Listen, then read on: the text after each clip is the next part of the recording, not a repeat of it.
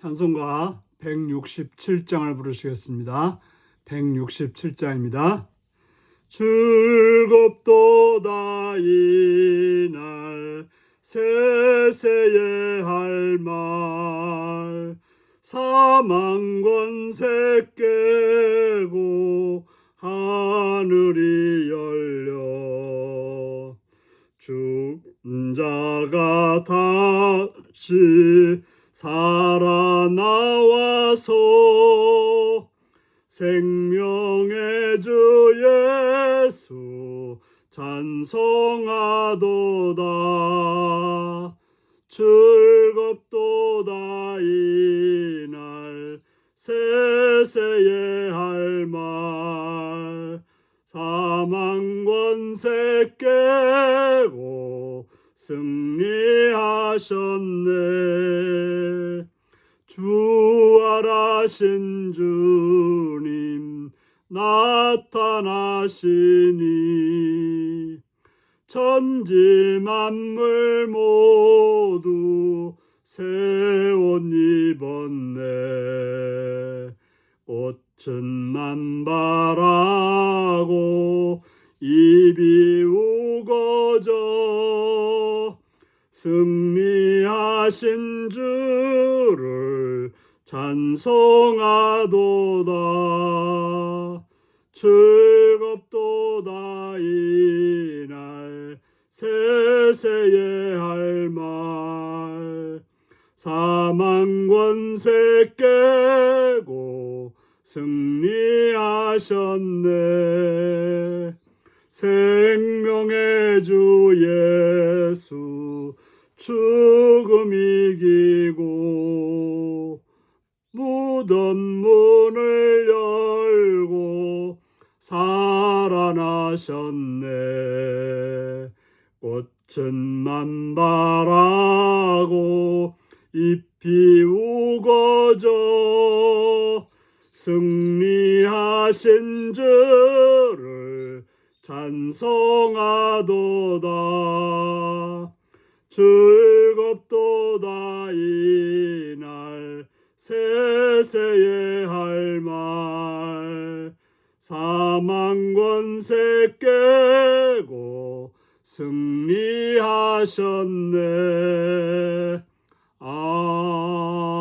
아멘. 이 시간 우리 계신 하나님 말씀은 고린도전서 15장 35절에서 49절까지 말씀입니다.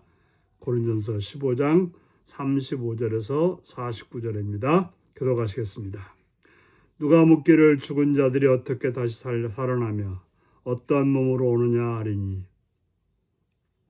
어리석은 자여 내가 뿌리는 씨가 죽지 않으면 살아나지 못하겠고 또 내가 뿌리는 것은 장래의 형체를 뿌리는 것이 아니요 다만 밀이나 다른 것의 알맹이 뿐이로되 하나님이 그 뜻대로 그에게 형체를 주시되 각 종자에게 그 형체를 주시느니라. 육체는 다 같은 육체가 아니요 하나는 사람의 육체요 하나는 짐승의 육체요 하나는 새의 육체요 하나는 물고기의 육체라. 하늘에 속한 형체도 있고 땅에 속한 형체도 있으나 하늘에 속한 것의 영광이 따로 있고 땅에 속한 것의 영광이 따로 있으니 해의 영광이 다르고 달의 영광이 다르며 별의 영광도 다른데 별과 별의 영광이 다르도다.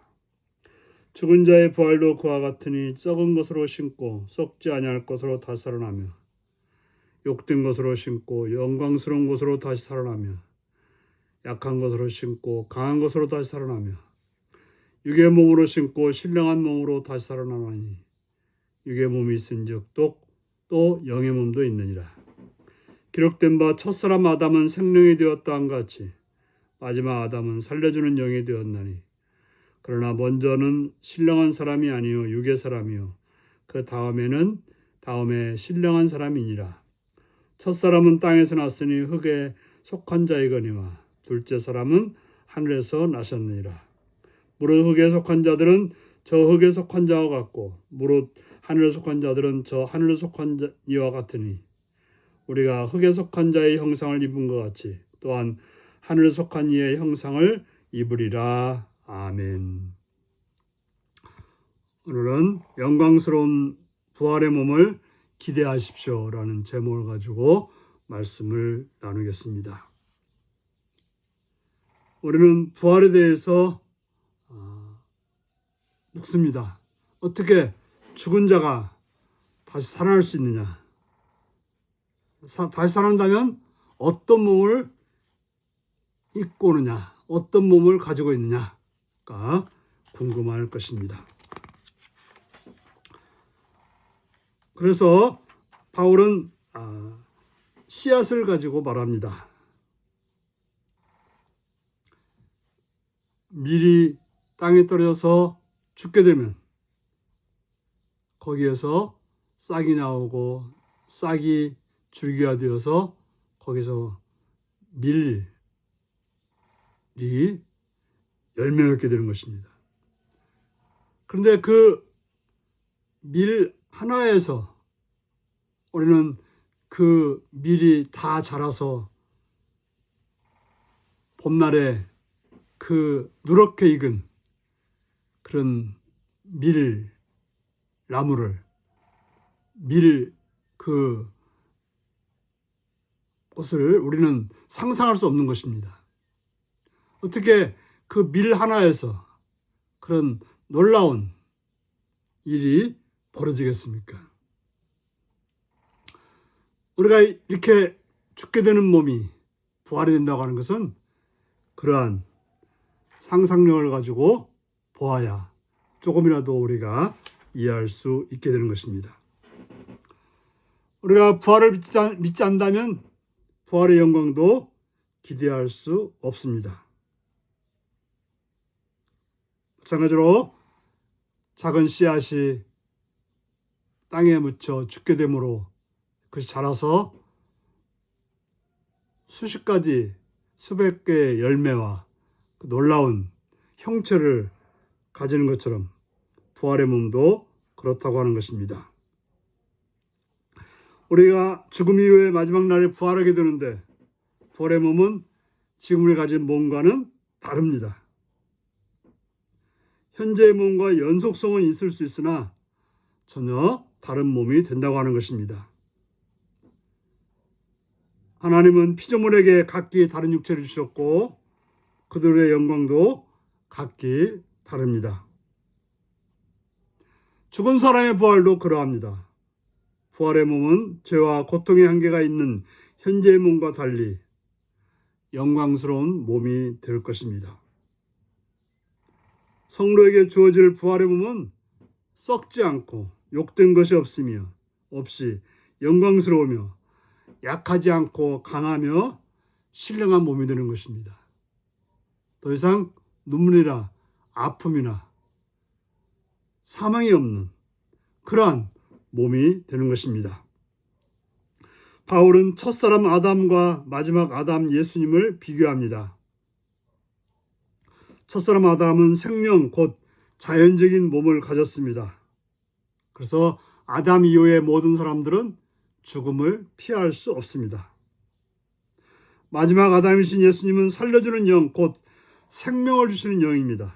그래서 예수를 믿으면 구원을 받고 생명을 누리게 되는 것입니다. 부활은 땅의 죽음에서 벗어나 하늘의 생명을 누리는 것입니다.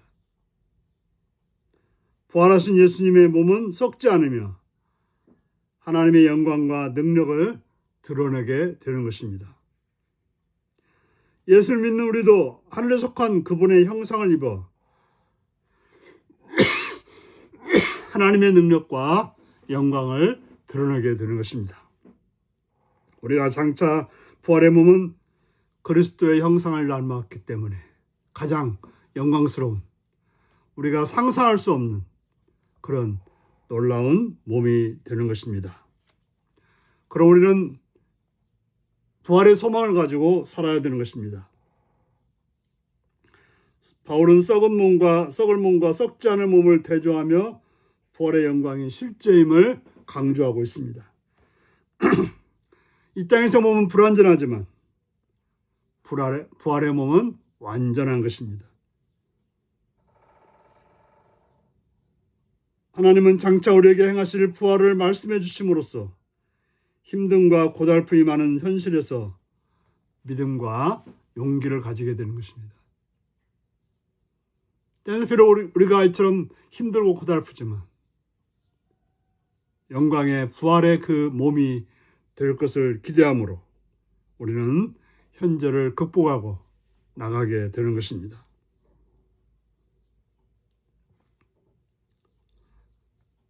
믿음의 사람들은 부활의 소망으로 살아가는,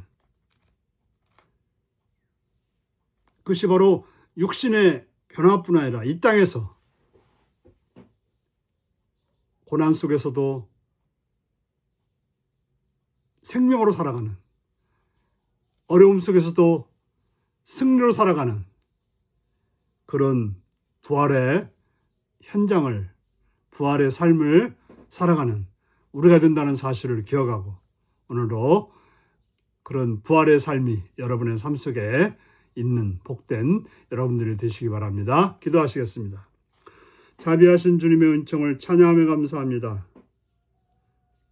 우리에게 부활의 소망을 주시었고 참으로 그저 끝나버릴 것 같은 세상 속에서 하늘의 소망을 가지고 오늘도 믿음으로 살아가게 하시니 감사드리며 찬양을 드립니다. 늘 깨어서 우리가 부활의 소망을 가진 존재로서 오늘을 믿음 안에 살며 오늘을 흔들리지 않고 생명의 길을 갈 수 있는 복된 하루가 되도록 도와주옵소서. 그런 부활의 소망이, 부활의 삶이 오늘도 내일도 있게 하여 주옵소서. 예수님의 이름으로 기도합나이다. 아멘. 하늘에 계신 우리 아버지의 이름을 거룩하게 하시며 아버지의 나라가 오게 하시며 아버지의 뜻이 하늘에서와 같이 땅에서도 이루어지게 하소서. 오늘 우리에게 일용할 양식을 주시고 우리가 우리에게 잘못한 사람을 용서하여 준 것 같이 우리 죄를 용서하여 주시고 우리를 시험에 빠지지 않게 하시고 악에서 구하소서. 나라와 권능과 영광이 영원히 아버지의 것입니다. 아멘. 말씀 묵상입니다. 바울은 부활의 몸을 무엇에 비유해 설명했나요? 현재와는 다른 영광스러운 부활의 몸을 갖게 된다는 사실이 내게 어떤 소망을 주나요? 마지막 아담이신 예수님은 첫사람 아담과 무엇이 어떻게 다른가요? 내가 소망하며 기대하는 부활의 때의 모습은 어떤 것인가요? 오늘 이 말씀을 묵상하시며 현재의 고난 속에서 부활을 고대하는, 부활의 삶을 살며 또 부활의 몸으로 영광스럽게 될 그때를 고대하는 복된 여러분들이 되시기 바랍니다. 샬롬.